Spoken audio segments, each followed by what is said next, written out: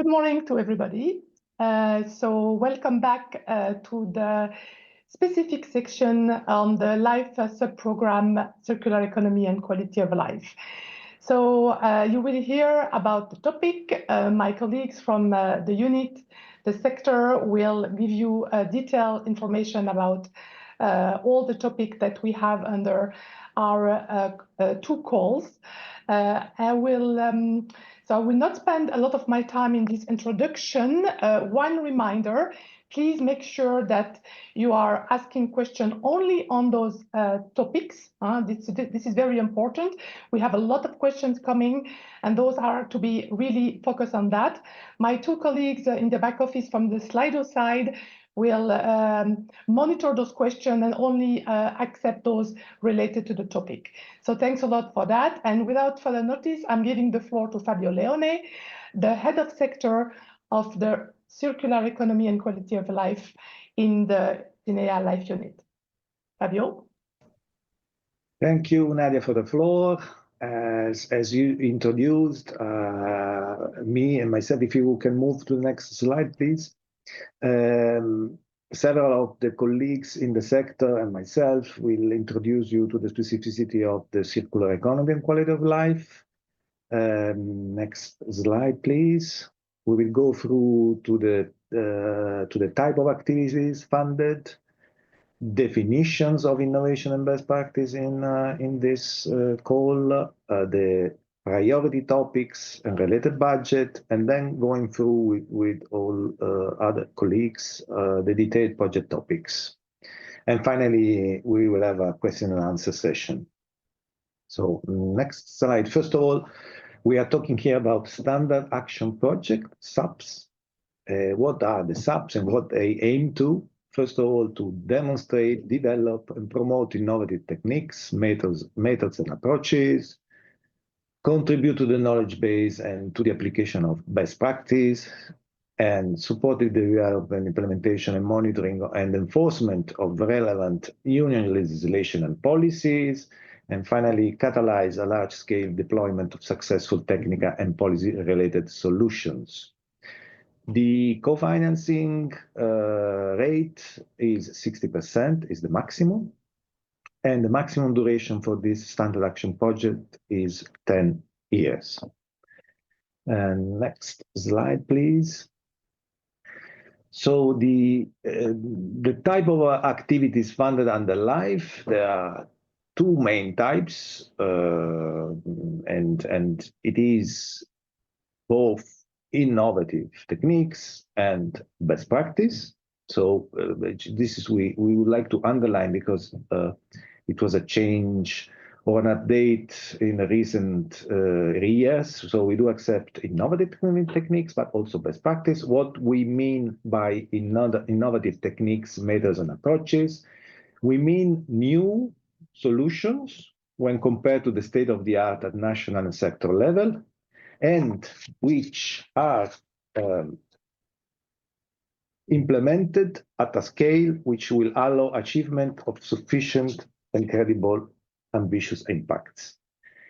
For best practice, we mean state-of-the-art, and we mean solutions which are appropriate and cost-effective, and state-of-the-art at national sector level, and which again are implemented at a scale that will allow the achievement of sufficient, credible, and ambitious impacts. So keep in mind these two definitions, because you will see later on in the topics that some of the topics will include with these innovative requirements and some others not. So watch out, because in certain topics we do not require innovative techniques, but best practice, in others not.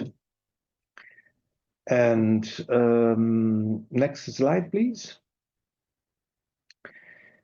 I don't know if you are familiar with the circular economy topics in life. You may recognize there's been a bit of a little restructuring compared to last year. Here you see the main project topics: circular economy and waste, zero pollution, and environment governance.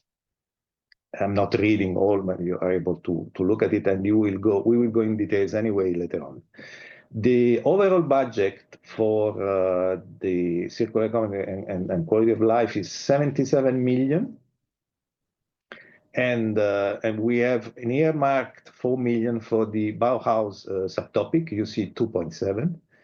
Otherwise, all those projects that you will submit will compete with each other across the 1 and 2 section, except for 2.7.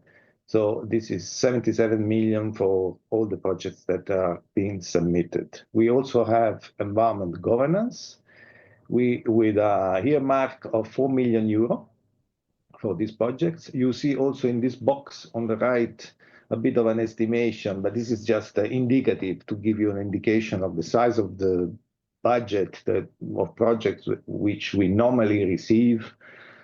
And also based on this estimation of size of projects, also the number of projects that we will be able to finance this year. And with this, I think we go to the next speaker, that is Aurelio Politano. Please, Aurelio, the floor is yours, which he will introduce you to the circular economy and waste topics. Hello, good morning, everyone. Next slide, please.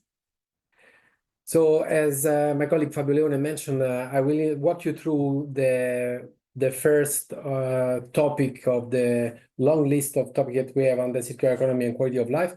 It's a specific topic linked to circular economy and waste. Next slide, please. Here you will see I mentioned this, and it's applicable to basically also all the other topics. You will see that the list of topics / subtopics identified are, you just need to see where you fit best, basically. So logically, some of them might have slight overlaps. I will mention a couple of these now, but you just need to pay attention to what is it that more closely matches basically the proportion, the solution that you are proposing.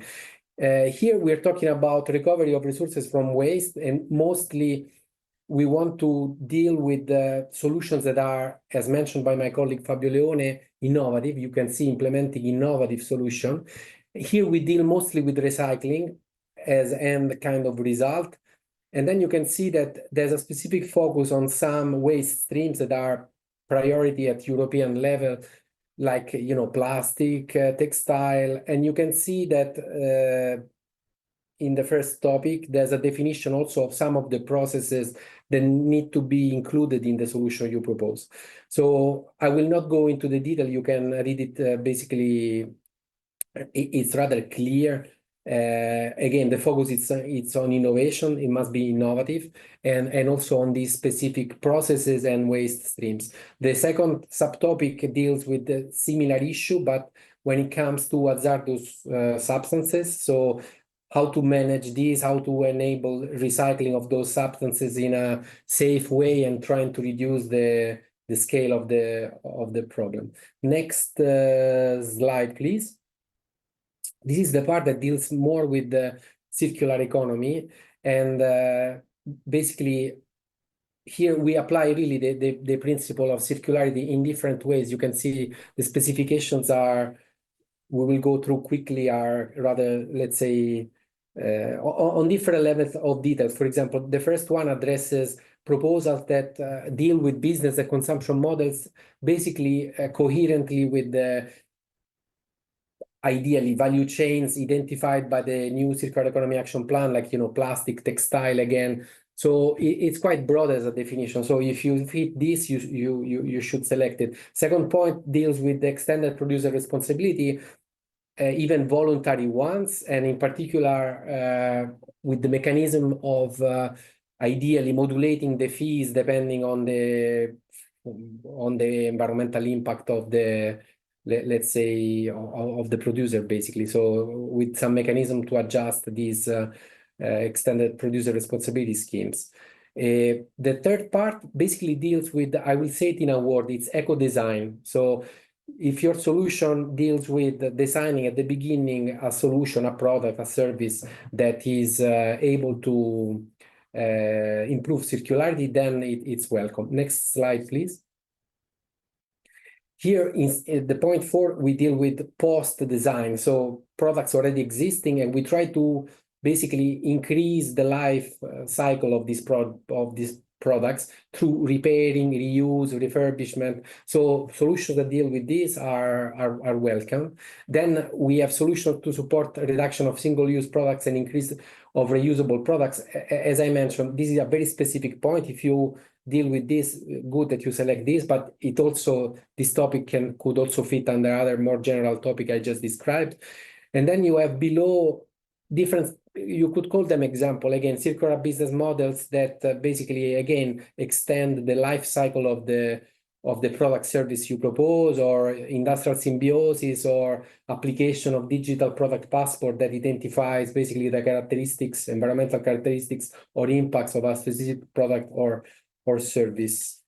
Voila, I mean, this is all for circular economy and recovery of waste, of resources from waste. I turn to Mario Leonetti, who will introduce you to the air priority topic. Thank you, Aurelio. Next slide, please. Next.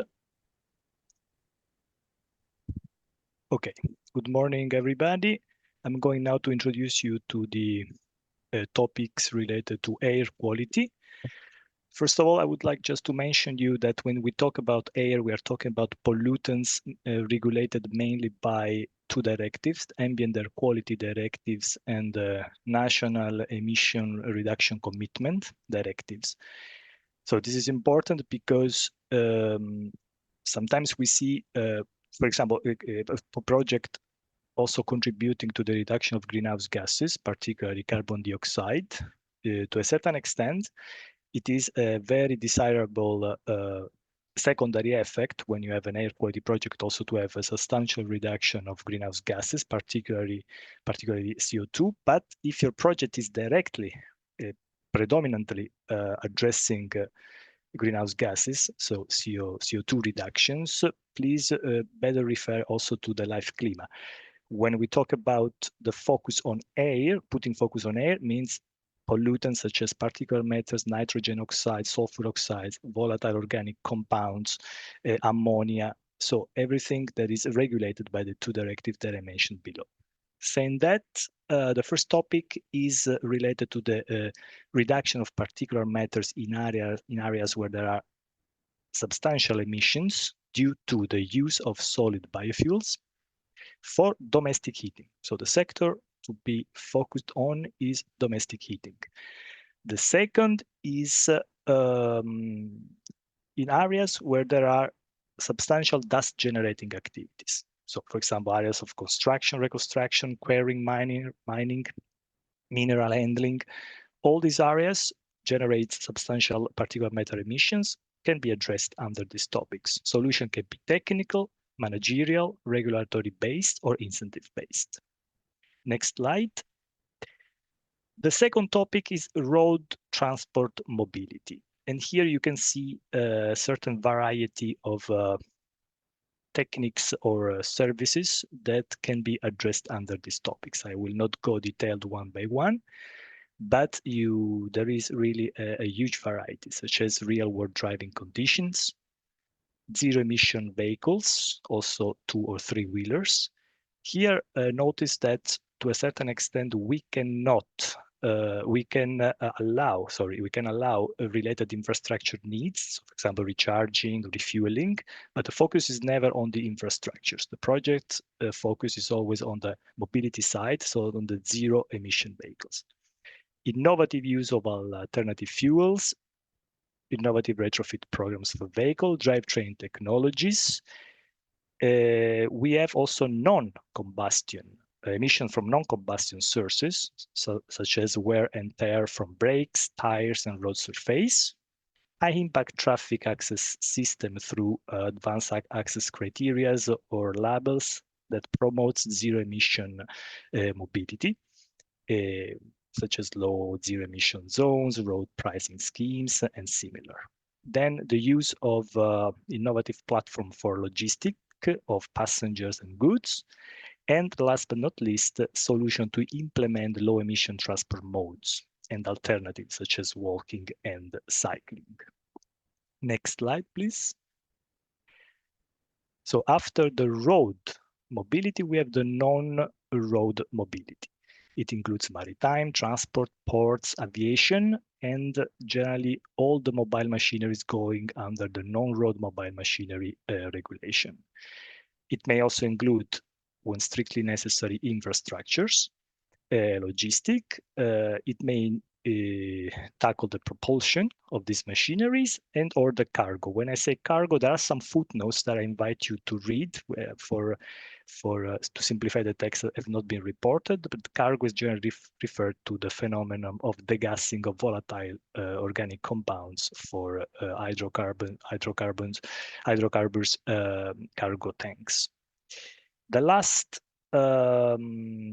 topic is concern the agricultural sector, is the reduction of ammonia, non-methane volatile organic compounds, methane and particulate matters emitted in the agricultural sector, and this generally comes in support to the implementation of the United Nations Economic Commission for Europe Code of Good Practices, as well as to support the implementation of the national emission reduction commitments or national emission ceilings directive.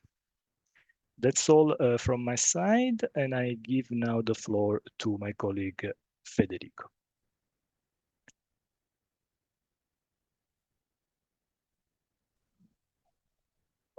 Okay, it seems that Federico has an issue with his connection.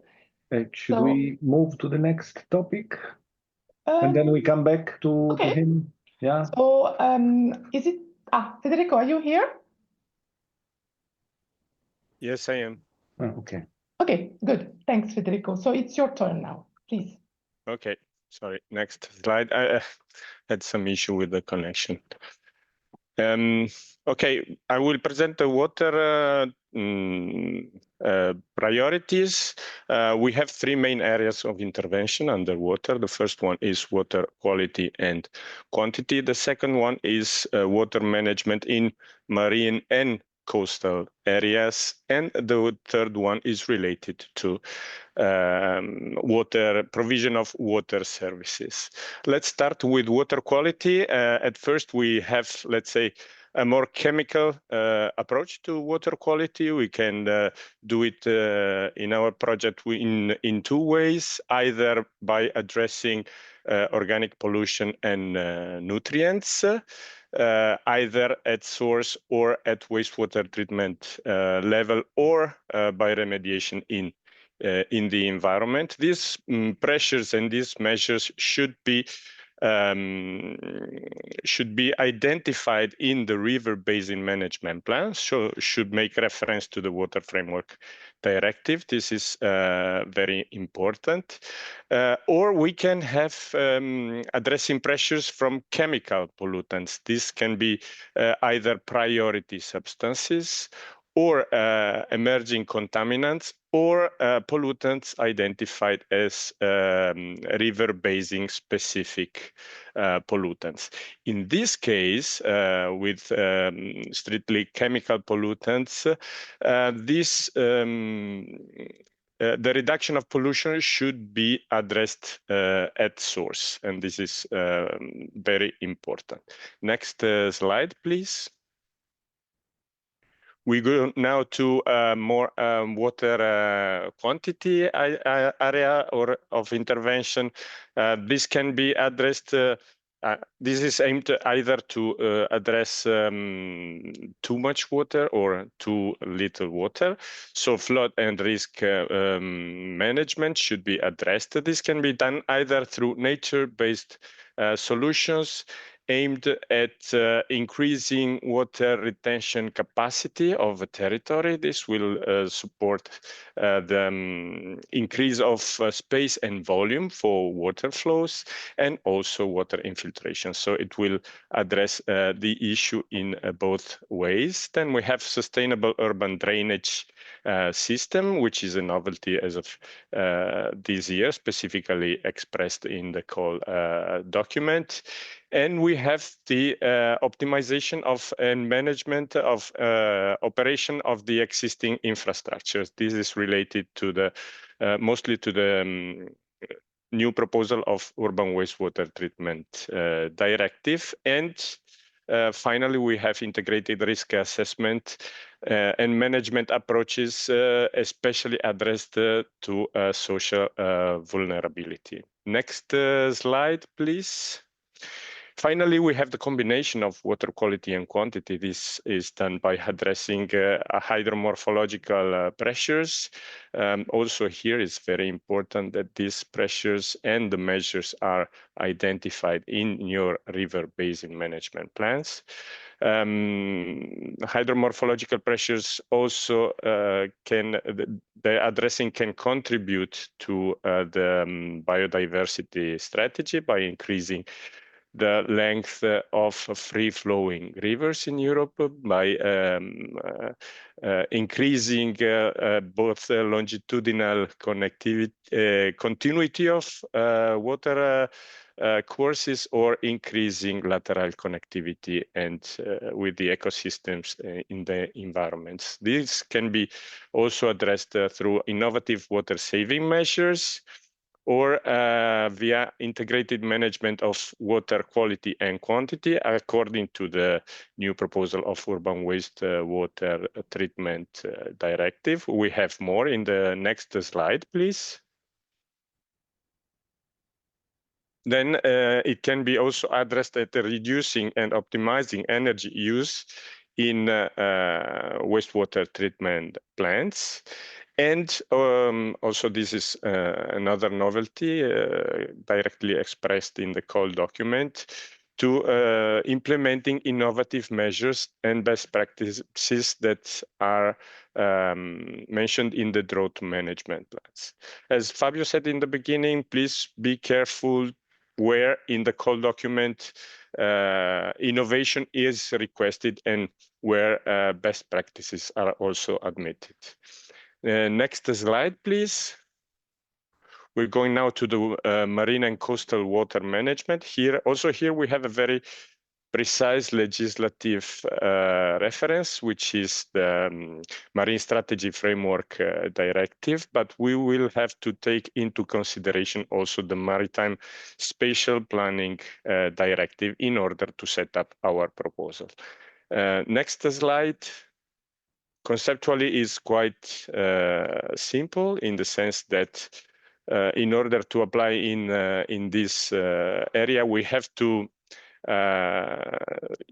work on decreasing the environmental impacts of the following human activities and impacts on the environment. So we will have to address either underwater noise or marine litter and contaminants, preferably at source, disturbance and damage of the seafloor, and deep sea exploitation and exploration. We should also address overfishing and incidental bycatch, or decrease nutrient and organic matter inputs from agriculture and aquaculture, decrease the impacts of navigation and of offshore renewable energy, with a special mention to offshore wind energy. Next slide, please. We're going to the third area of intervention, which is water services.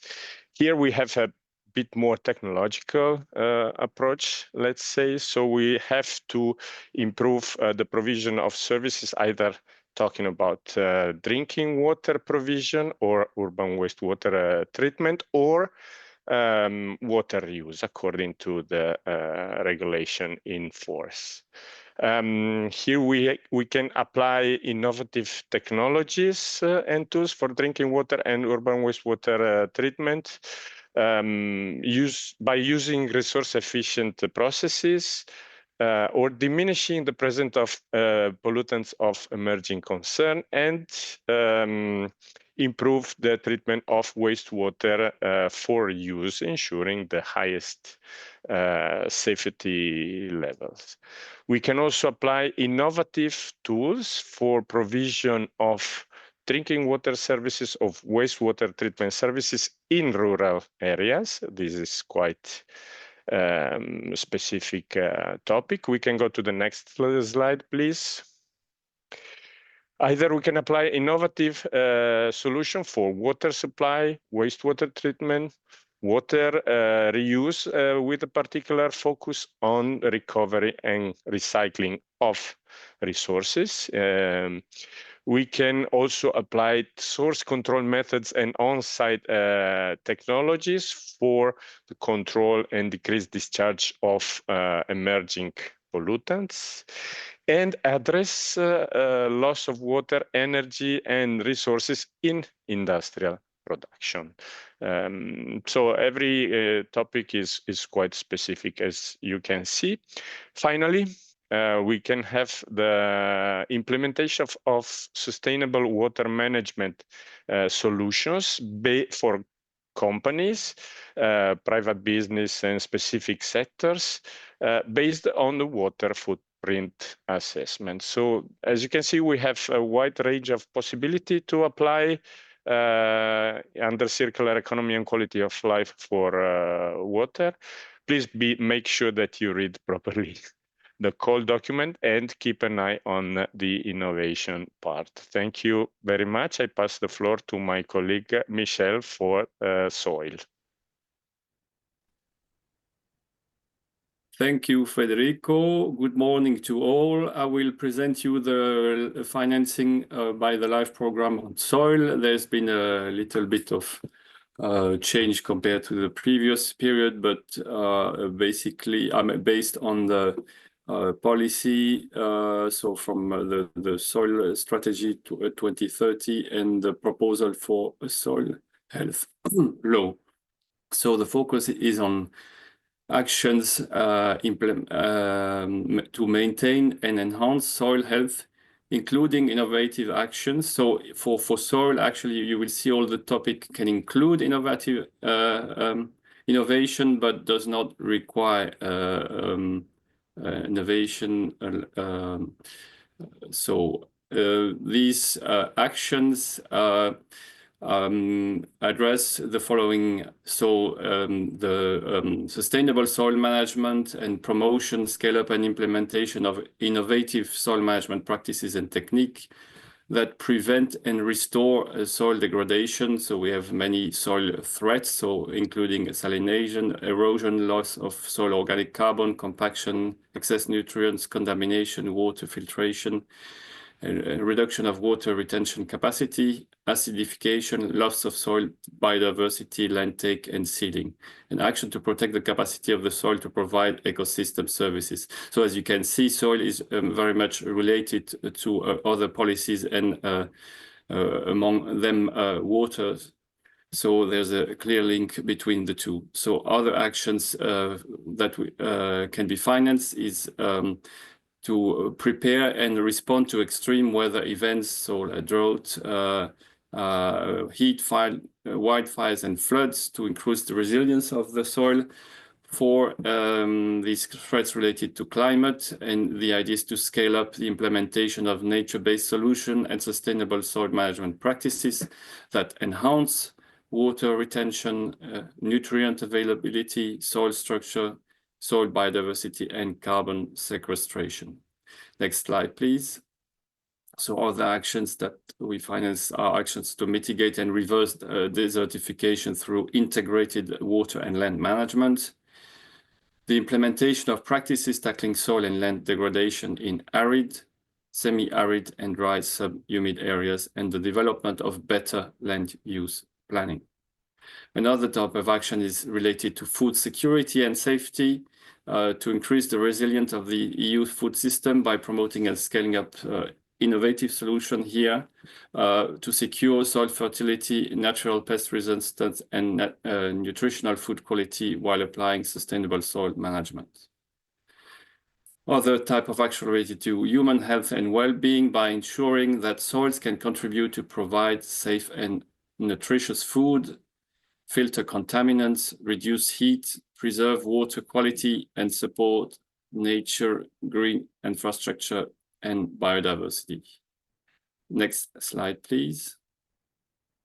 Other types of action that finance under Life for Soil address the restoration, protection, and improvement of soil health and the prevention of soil degradation, including soil loss, by applying cost-effective investigation and remediation solutions for both point source and diffuse soil contamination of contaminated sites. This second point is new, so it's to facilitate the certification of soil health to support the exploitation of soil health data for other certification systems and the payment for ecosystem services provided by Healthy Soil. This is related to the fact that the proposal for soil health is linked to kind of certification and even a market for certification of soil health. And the third type of action financed under this is cost-effective solutions to unseal already sealed area. A new feature also is focused on data and monitoring. So this is that project focuses on soil are deeply encouraged to apply in their monitoring solutions to monitor and assess soil health in a cost-effective manner through remote sensing, modeling, AI, etc. And they are encouraged to collect, analyze, and present soil health data in a geo-referenced format. So as the previous speakers say, please read carefully the core conditions.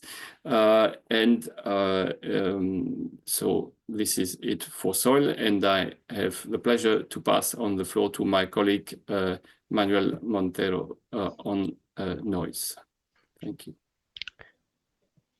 Good morning from my side as well. I will introduce to you both noise and chemical topics. So we start with noise. Under noise, priority is given to proposal targeting a substantial reduction of noise inside densely populated urban areas in order to improve the situation for a maximum number of persons.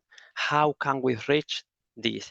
Through solutions with high environmental and economic sustainability. For example, include the use of low noise surface and or tire, low height barrier, or lowering noise from railway traffic or airport. New priority under this call for proposal is the reduction of noise and vibration, which could be harmful for human health and or ecosystem on land and or in water, for example, noise and vibration from wind turbines. I would like to take this opportunity to strongly encourage potential applicants out there having a noise idea in mind, as we don't receive many proposals on this topic. Can we move to the next slide, please?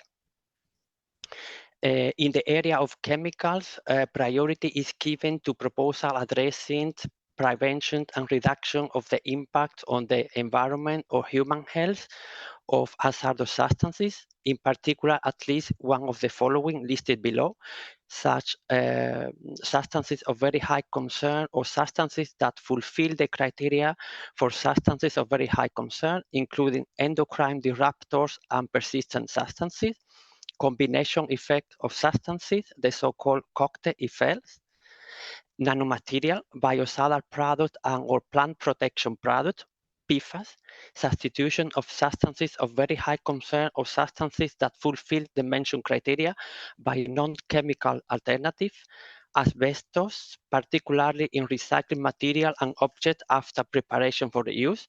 I would like to highlight that N3G is new this year. It was not provided for in the last call for proposal. How we can prevent and reduce the impact on the environment or human health of hazardous substances through innovation for safe and sustainable by design approaches for chemical, material, and products, and promotion of the phasing out of substances of very high concern or substances that fulfill such criteria. Can we move to the next slide, please? Prevention and reduction of the impacts on the environment or human health of chemical production and use across the value chains to promote, in particular, at least one of the following: the development of green and digital smart technology, advanced material, low carbon and low environmental impacts industrial production and use of chemical. Item 3 relates to digital innovation for advanced tool, method, and models and data analysis capacities to move away from animal testing. Finally, item 4 relate to proposal targeting the implementation of safe and sustainable by design solution, including through the development, commercialization, deployment, and uptake of safe and sustainable by design substances, material, and products. Their overall sustainability should be ensured by minimizing the whole environmental footprint, in particular on climate change, resource use, ecosystem, and biodiversity from a life cycle perspective. That is all from the chemical, and now I pass the floor to my colleague Mario, who will guide you through the topic on industrial emission and safety. Mario, over to you. Thank you very much, Manuel. Next slide, please. So I will present you now two topics tackling the industrial sector. The first address the Industrial Emissions Directive. The focus for the first topic are emerging techniques referenced in the BREF documents for targeted Industrial Emission Directive target industries. So the project should focus on emerging techniques or techniques that can be presented as candidate emerging techniques under the Industrial Emission Directive's review of the BREF document. So either the emerging technique is already referenced into the relevant industrial BREF document, or maybe because it's very much innovative, beyond those already referenced, can be referenced as an emerging technique in the future. So this is to say that here in this topic, we are really focusing on the emerging techniques, not on the best available techniques. The project should address the reduction of air pollutants, so PM2.5, nitrogen oxides, sulfur oxides, and ammonia, or non-methane volatile organic compounds. But it's not only related to air pollutants. We also have the reduction of methane, raw materials, water, or energy. What is important is that we are always referring to industrial installations regulated by the Industrial Emissions Directive. The second topic is about industrial safety. The policy reference document is the Seveso 3 directive on the control of major accident and hazard involving dangerous substances. The focus is on the deployment of cost-effective methodological tools for carrying out human health and environment risk mapping and for addressing the so-called domino effects. What is very important in this topic is that the efforts should be to implement demonstrative actions related to the measures, prevention and reducing risk-reducing measures during the project, in the development of the project itself. Well, that's it for the topic on industry. I pass back the floor to my colleague Manuel. Thank you so much, Mario. I will introduce or guide you through the new European Bauhaus topic. So just to mention before I start is that the new European Bauhaus have a dedicated envelope of 4 million euros. So under a new European Bauhaus, priority is given to proposal focusing on a holistic reduction of environmental impacts of new buildings and urbanization while promoting social inclusion in a wide sustainability perspective. Proposals focusing on reducing the environmental impact at building stock by reducing the demand for new buildings while making use of currently under-occupied buildings. Proposals aiming at increasing the sustainability of fashion while meeting demands related to aesthetic and inclusivity. Proposal on circular district involving creating of circular value chain to boost urban economies. And finally, proposal for maintaining or restoring biodiversity through nature-based solutions. Here you can have some examples as a sort of inspiration, such as biodiversity-friendly practices for the energetic isolation of building, innovative architecture and urbanization approaches for wildlife-friendly buildings.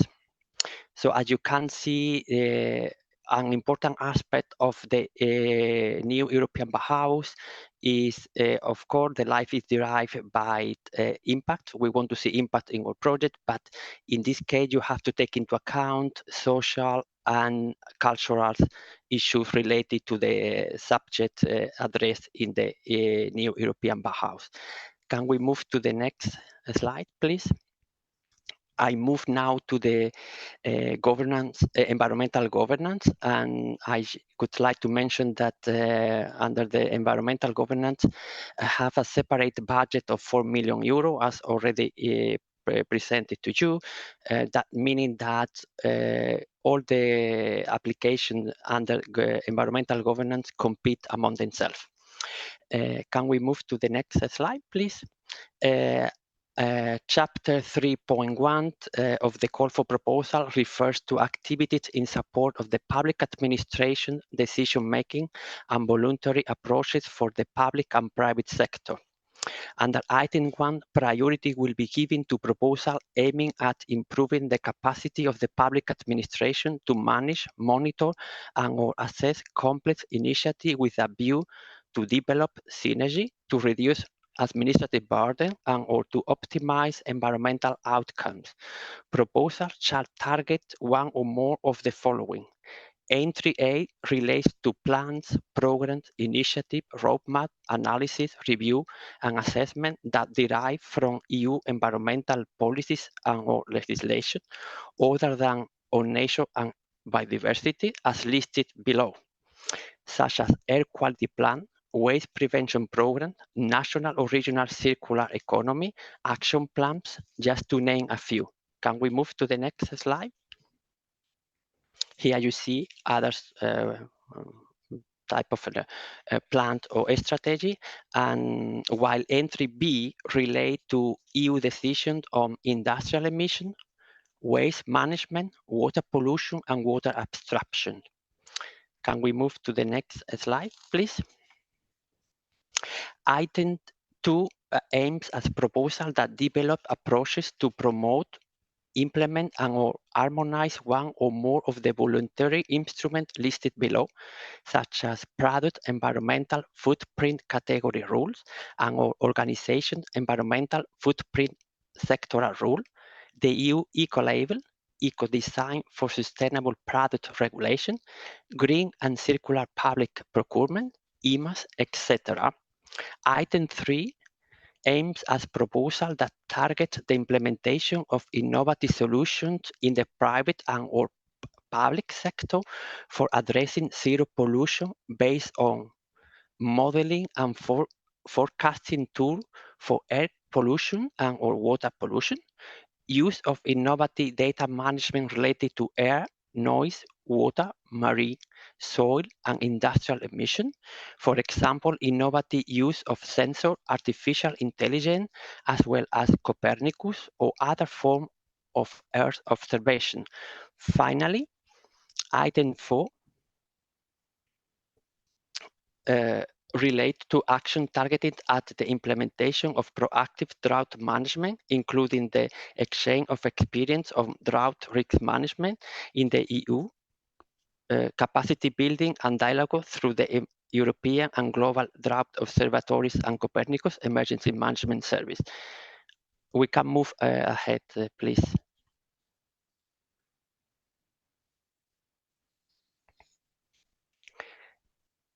Can we move ahead, because this I was already introduced. This was finally I introduced already item 4 as well, and now we move to the next slide. And then I will target this under chapter 3.2, environmental compliance, assurance, and access to justice. Priority is given to proposals aiming at establishing new or were in place, enhancing existing cross-border national or regional network of environmental compliance assurance practitioners or experts, and or establishing or were in place, improving professional qualification and training to improve compliance with binding EU environmental instruments other than on nature and biodiversity, through promoting, checking, and enforcing compliance and applying the polluters pays principles using a mix of administrative law, criminal law, or environmental liability, and or developing and implementing a strategy and policies, and or developing and using innovative tools and actions to promote, monitor, and enforce compliance with binding EU environmental instruments other than nature and biodiversity, and ensure application of the polluters pays principle through environmental liability, and or engaging with citizens and other stakeholders to promote and monitor compliance and to contribute to the application of environmental liability. Can we move to the next slide, please? Last but not least, chapter 3.3 on behavioral change and awareness raising initiative, where priority is given to proposal presenting substantial evidence that a change of awareness level in the field of addressed by the topic is a crucial factor supporting current implementation and or future development of EU environmental policies tool and or legislative in a wider sustainability perspective. The awareness raising activities should have a wide coverage relevant for the specific issue targeted. The environmental problems, EU environmental policy, tool, and or legislation targeted should be directly linked to one or more of the priorities included below. Item U1 relate to European Green Deal by raising awareness on environmental impacts in order to underpin transformative change toward sustainable food, water, energy, mobility, and building system, and to mainstream environmental consideration across policies and activities in line with the European Green Deal principle to do no harm. Can we move to the next slide, please? Item 2 relate to the Circular Economy Action Plan, which ensure waste prevention and reduction, sustainable production, sustainable product, services and business model, sustainable consumption and transformation of consumption pattern, in particular in key sectors such electronic, information and communication technology, batteries and vehicles, packaging, plastic, textile, construction and building, food, water, and nutrient. What type of activity should you target? Education, peer-to-peer learning, training, and awareness raising solution. For example, creating of sector-specific training content and best practice manual. Finally, item 3 relates to zero pollution action plan addressing the protection of citizens from environmental pressure and risks to health as a result of Europe's zero pollution ambition, and measures for a toxic-free environment, including, in particular, promoting clean air, water, soil, and sustainability in the use and management of chemicals. As conclusion, as you can see, environmental governance is extremely comprehensive, and I am sure you will find the entry point for your project idea in order to apply under governance. That's all from my side. Thank you. The floor back to Nadia. Thank you. Yeah, first I want to really thank all my colleagues because they presented with though concisely, but pointing out each time what is really important for you to look at when you will read the call document. So also a general comment, all those presentation, the recording, but also the presentation itself will be made available on the event site. So do not worry, you will get this material. It will remain there for all the duration of the submission, but also after for further reference. We have received many questions. Some of them were related to other topics that were discussed specifically yesterday on the general approach and the financial. Please remember that this afternoon there will be again a session which will be more on general nature, how to submit a proposal, and followed by a question and answer session that will be of a general nature. So all those questions, if they are not specific to today's topic, today's thematic, circular economy and quality of life, will be addressed, could be addressed this afternoon. So now we will start with the Q&A, and I will ask the back office to make sure that they are displayed the question and answer for the participant, and I will read the question and address it to one of my colleagues. So thanks, yes, to highlight the first question, which received the more likes. So do not forget to like the question that you would like to see answered. So for water, would an array of ICW for the treatment of wastewater in a rural village setting, 400 homes, which is currently left untreated, be eligible for life support? Or would it be better to set these ICW in a number of similar villages? That's very technical, and I'm giving the floor to Federico. Yes, thank you, Nadia. I understand ICW is integrated constructed wetlands. I would say that this idea is surely fitting in the specific priority under water services about provision of water services in rural areas. So I would say in principle this is surely eligible. Please take into consideration that a certain degree of innovation will improve the possibilities of your project to be funded. And regarding the second part of the question, if it would be better to set it up in different villages with similar characteristics, I would say yes, it would be the best solution. Probably the ideal solution would be to test it into one village with a pilot and then replicate it in other different villages with the adjustments that were required for the first installation. Please bear in mind that LIFE is a competitive program. The LIFE call for proposals are based on the evaluation and the scoring of your proposal. And if you have a wider impact, so if you apply your solution in a wider environment, then you will have bigger possibilities of being funded. I hope I answered to your question. Thank you. Yeah, thanks, Federico. Your second part of the answer, the conclusion is very, very important indeed. And actually, all that will be explained this afternoon in the session starting at 3, where we will explain the evaluation criteria, and this point of the impact is really important. Just one point as well, I was mentioning the call document. The call document is the guidelines, and that's basic, but of course it's our jargon. So for you to know how to access it, you access that obviously via the Funding and Tender portal to the specific call, and all this will be explained this afternoon. The next question is for Aurelio, because it's for yes, on the topic of circular economy. Can the purchase of machines and equipment be financed, Aurelio? Well, actually, I will reply with the same reply that you just gave.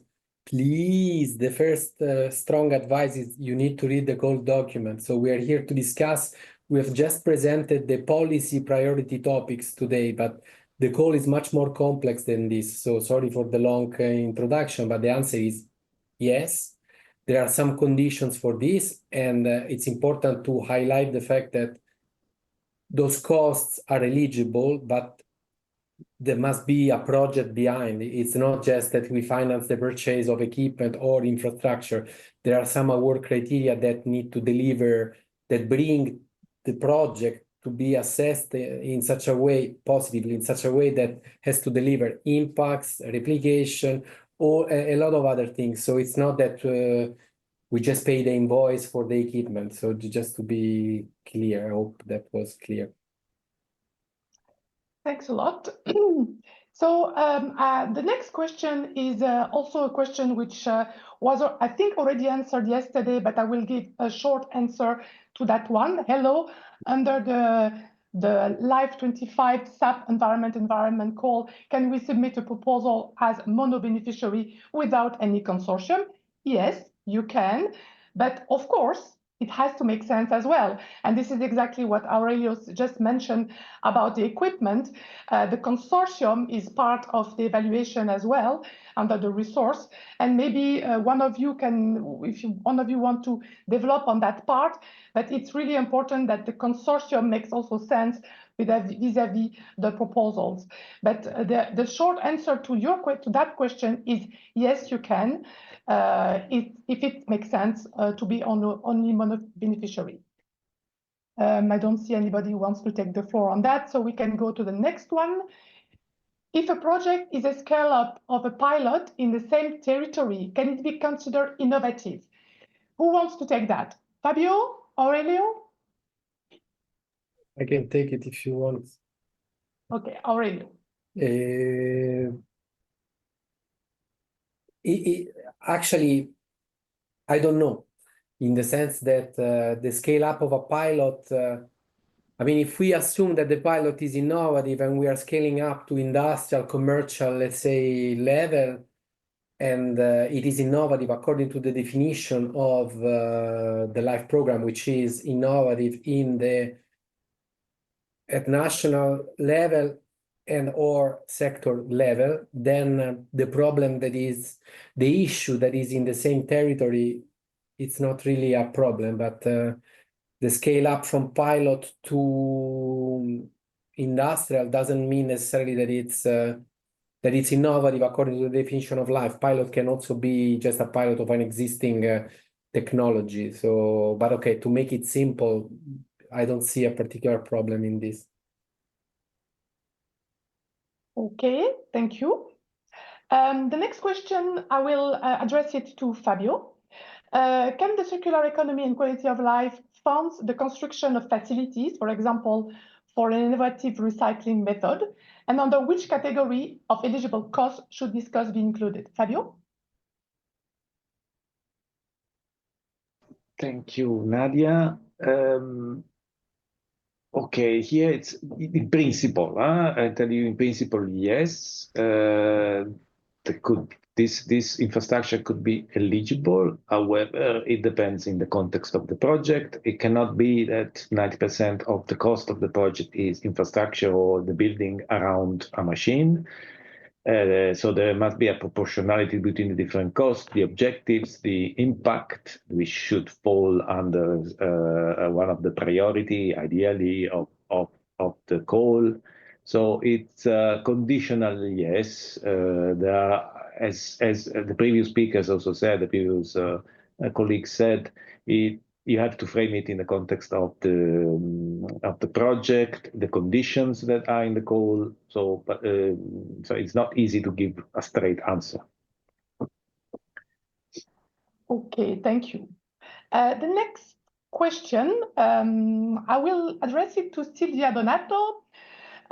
Is there a place we can find all the mandatory and non-mandatory KPIs, so project indicator, per topic without opening an application on the online system? So please, Silvia. Yes, thanks, Nadia. The general idea is that if you are applying for a specific thematic area, we would expect that you will be able to also indicate some indicators specific to that area. To be very specific on the questions, yes, you can find some of this information in the guidance that is available on CINEA website, and in particular on live reporting webpage of CINEA. There is a guidance which includes all the indicators that are usually asked during implementation. So at this stage, you don't have to go into the full set of indicators. You know, at application stage, you are asked to point out the most important ones, but it can be useful to refer to this guidance to understand a bit which kind of information is requested. And in general, when the project will start being implemented, it will be requested to fill 8 indicators, horizontal, which are mandatory for everybody, but these are very general, plus 1 that is specific to the area under which it was selected. So if it's a project selected under the water priority, we would expect that at least 1 indicator on water is presented, and likewise for any other of the priorities you've heard. But so in this guidance document, you will find more information about this. Thanks a lot, Silvia, for that answer, which is very clear. Although it's a complex question, the indicator. I have a question now for, I guess, Manuel. Does the avoidance of microplastic fall under the point 2.5 chemicals? So Manuel, can you answer to that question, please? Yes, I can answer, but the pretty straightforward answer is no, I don't see that plastic will be like covered under the topic of chemical. It's more like under waste, yeah. Okay.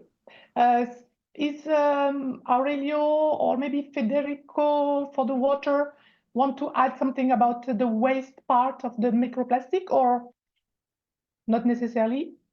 If I may say, it depends on the design of the project. Is it to replace a certain substance with an alternative which is not releasing microplastic? Is it about waste microplastic, so the release of microplastic from used material? I mean, you have as a recommendation, go through the list of priority topics to identify them, to identify which one would fit better, because there are different entrance points. Okay, thanks a lot for that precision. So now we have a question which can be addressed by Aurelio, which is very general. In the circular economy and waste category, is it mandatory to complete an LCA? If so, is it required to complete an LCA by an external auditor, or is it acceptable to provide notions ourselves? Aurelio.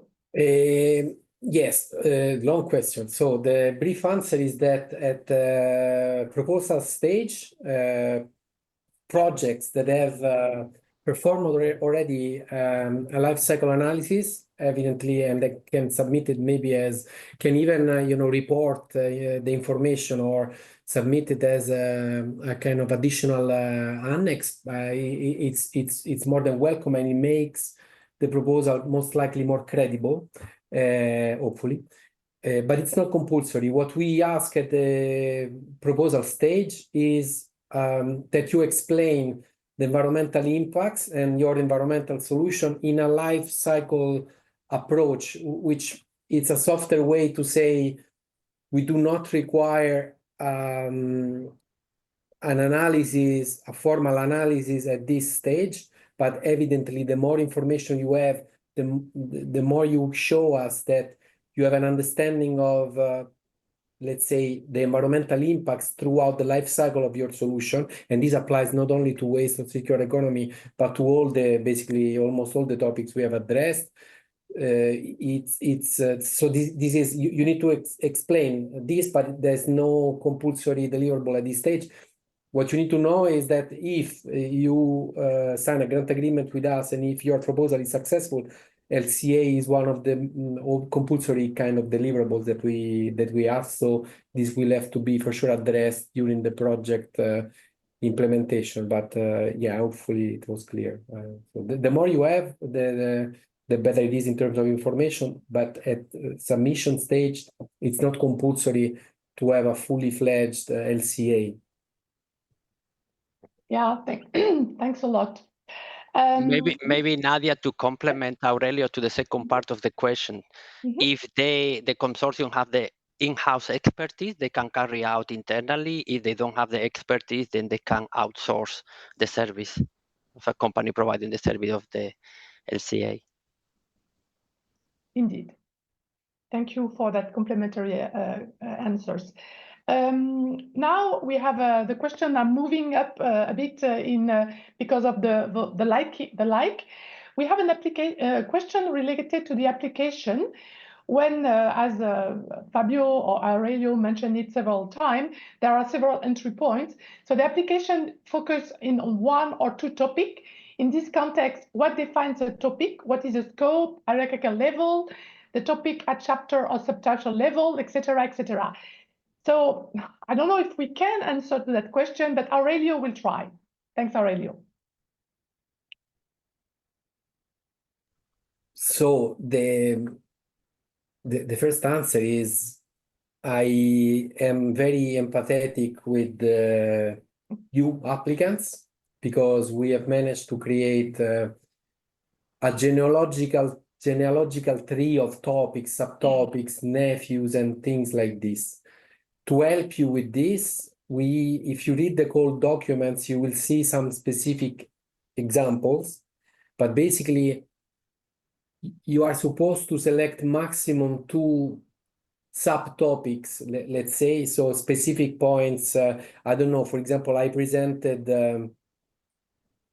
circular economy and recovery of materials from waste. In that case, it would be one of the numbers there. I mean, maximum 2 of the numbers there. So it could be innovative solution dealing with a specific waste management stream, plus business model, the part linked to circular economy. So, but in any case, maybe I'm not sure if I'm clear or if you remember, let's say, my part of the presentation, but the point is, have a look at the goal document. There are a couple of examples on this. And please try to stick to the 2 topics, because otherwise this might fight back in your evaluation, because if you put too many, then it might be difficult to assess which one is really relevant, and we might take just the first 2.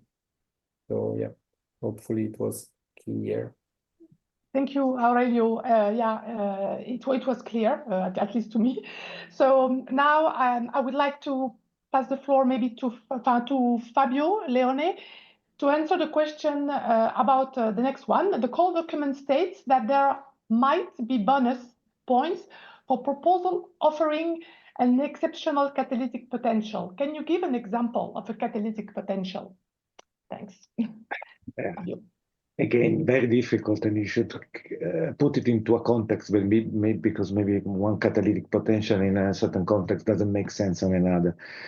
How can I answer the question? First of all, this is a very rare that we have allocation of bonus points.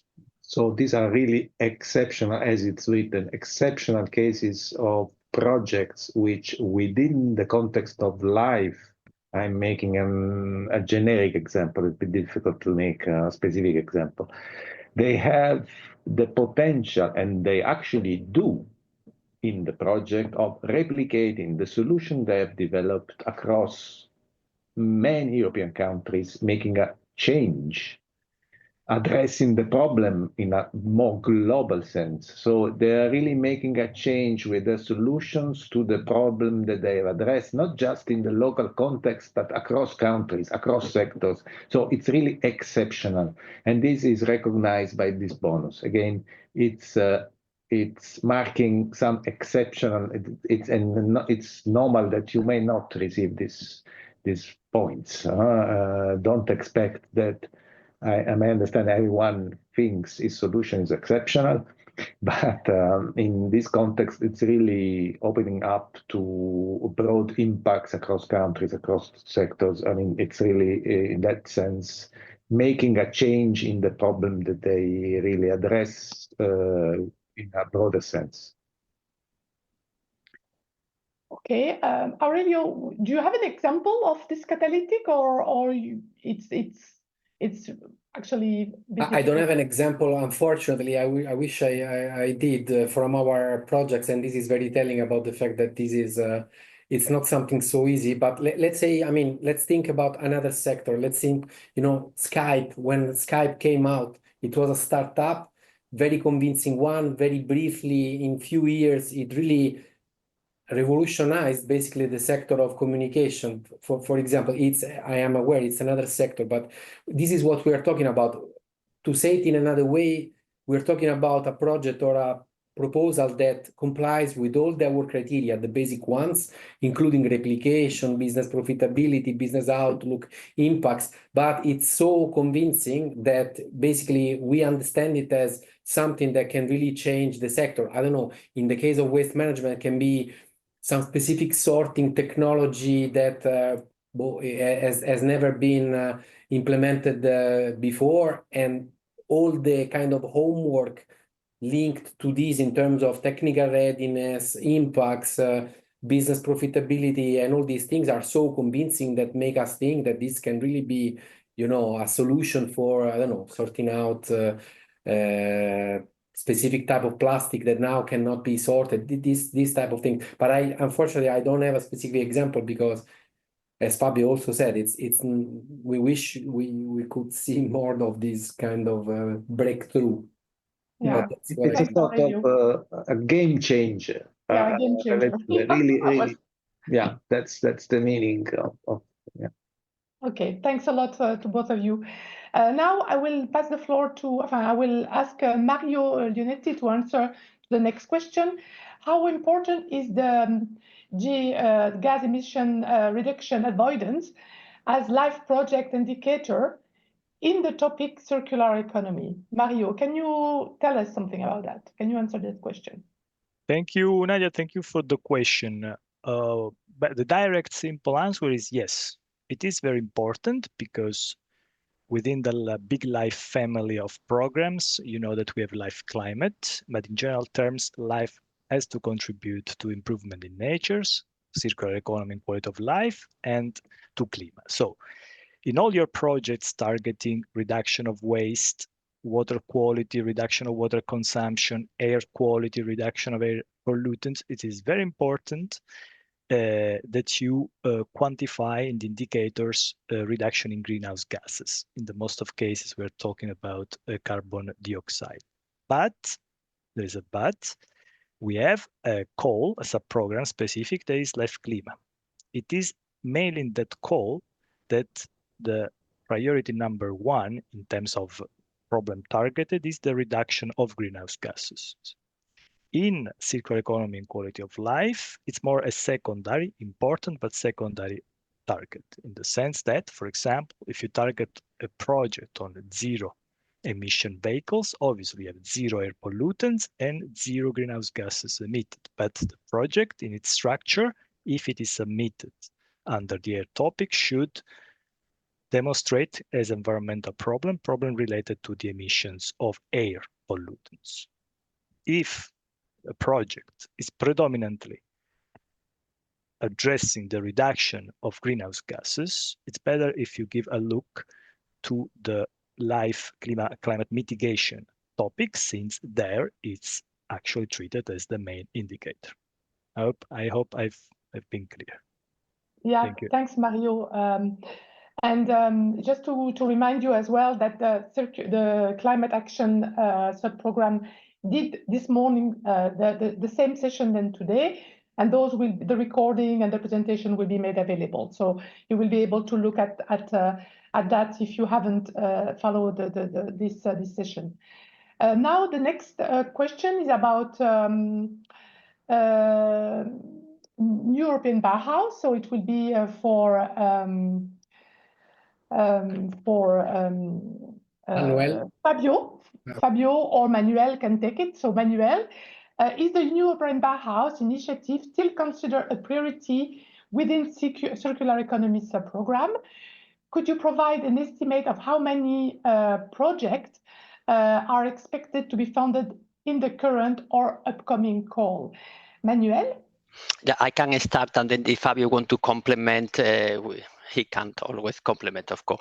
It is indeed, it's a very relevant priority, and as we were mentioning before, it have a dedicated budget of 4 million euro, an envelope of 4 million euro. And normally for this amount of money that we have available, we are targeting between 3 and 4 projects that we will fund it. So that is the question, the reply to this question. Yeah, thanks. So now I want to say also, we have roughly 10 minutes to go. So there are still 27 questions,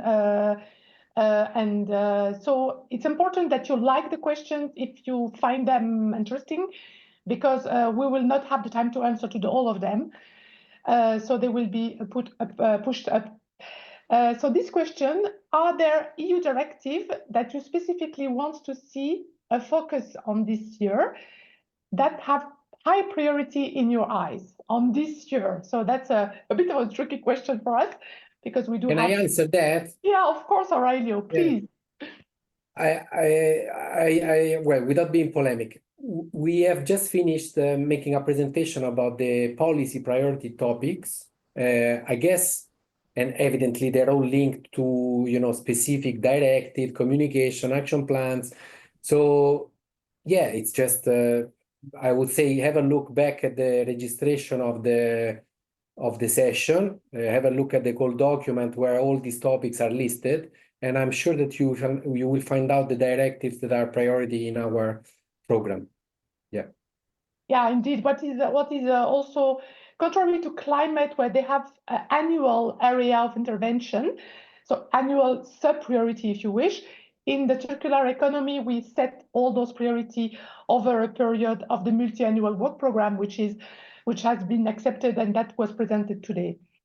Now we have a question about close to market.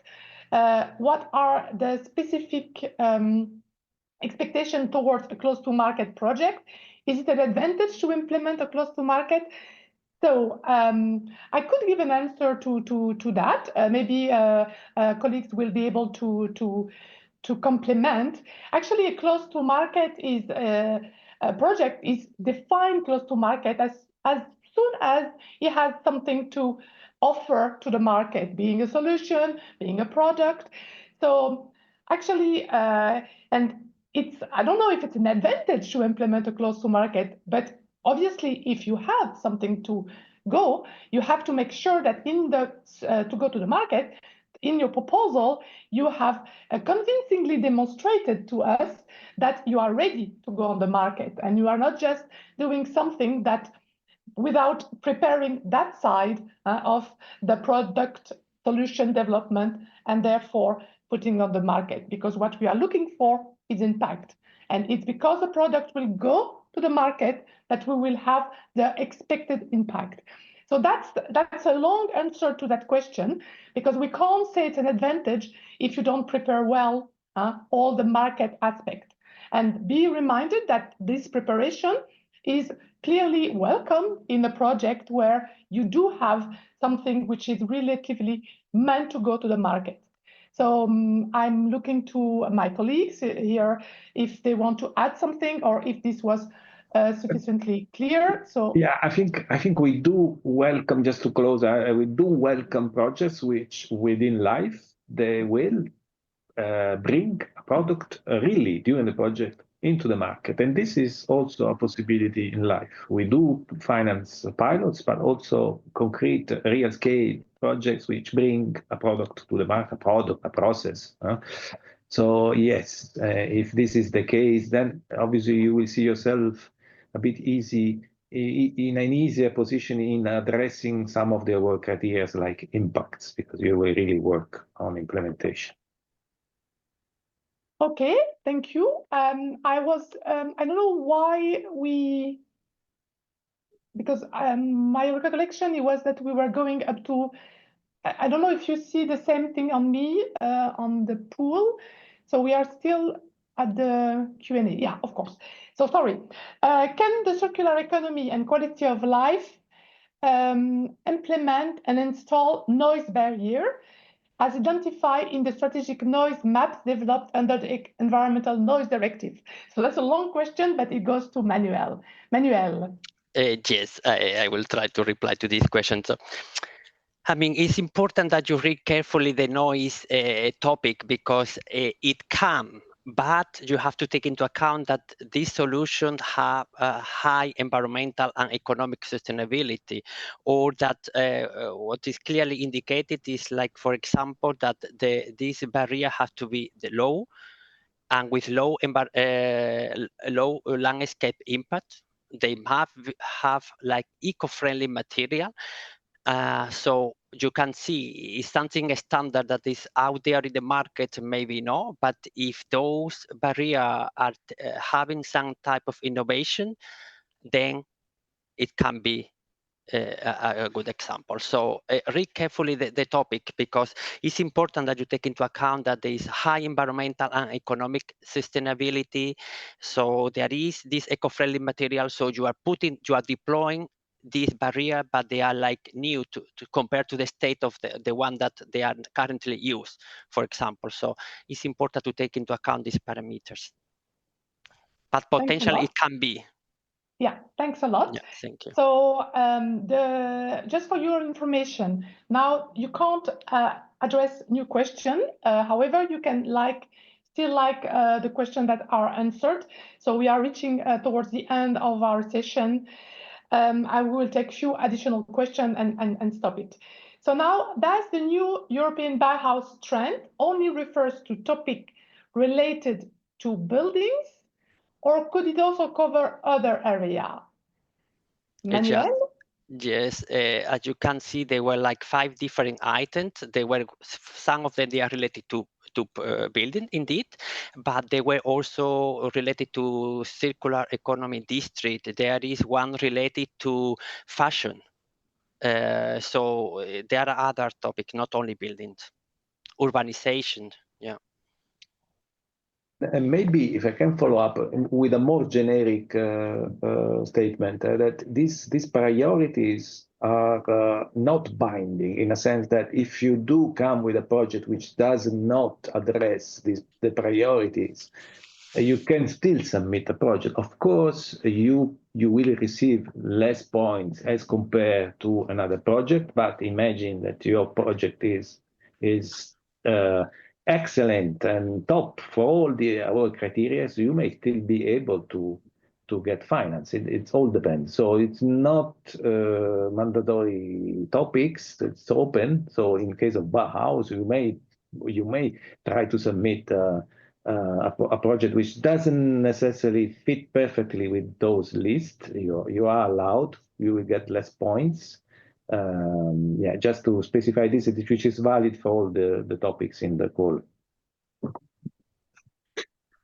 Okay. Thank you. Alors, the next question, it's a financial question, I would say. If a recycling plant infrastructure exists and the main work is process innovation, can part of the infrastructure investment, for example, the part of the amortization of the pilot line, be charged to the project? So that's part of the eligibility of the cost. I think the answer could be, I don't want to give an answer here because I prefer that this question is, look again to the presentation that was made by our colleague Lishinia yesterday morning, to be under the infrastructure and equipment. I'm pretty sure this was answered. And if you don't find the answer, please contact Senior Life Inquiry and we will provide you an answer to that specific question. So this one, I think it was already more or less covered by Aurelio.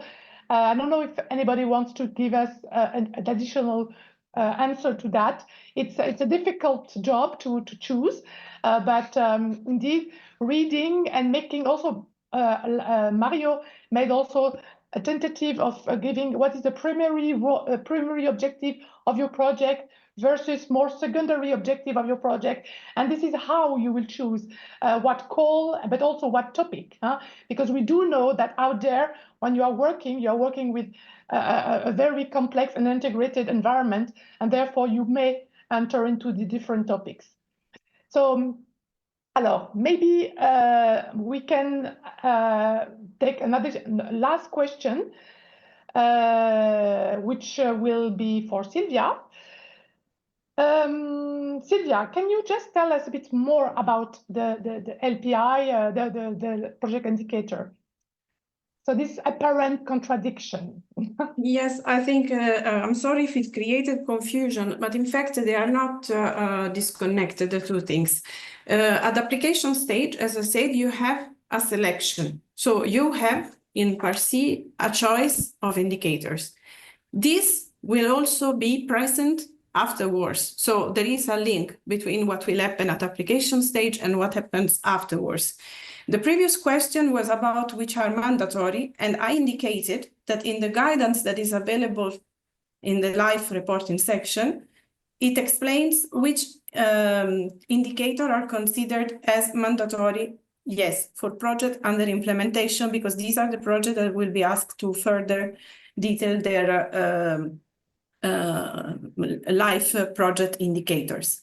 And the general indication that I gave is that it's expected that for the priority